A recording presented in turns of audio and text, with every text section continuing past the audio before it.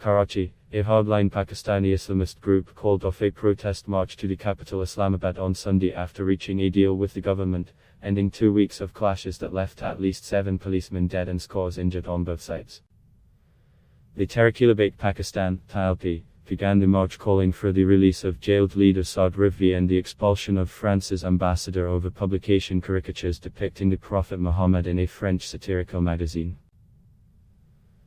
An agreement for peace and betterment has been reached, Foreign Minister Shah Mehmood Qureshi, who represented the government in negotiations with the TLP, told a news conference.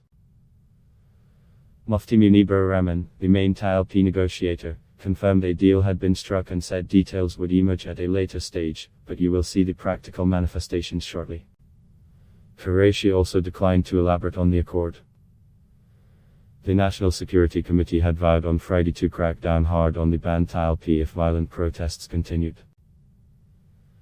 Information Minister Fuad Chaudhry said Rivvi could not be released without due judicial process being followed, and that the protesters should return home.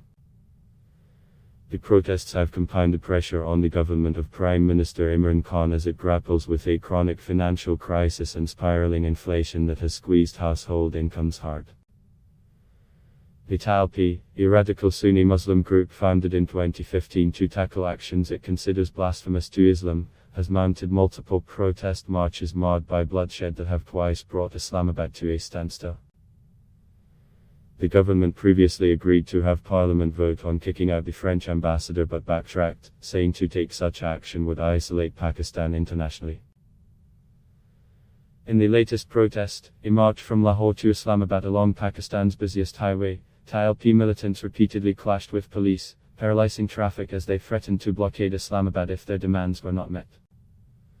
On Wednesday, 4 policemen were killed and hundreds wounded when militants opened fire with automatic weapons. No one has been arrested over the killings.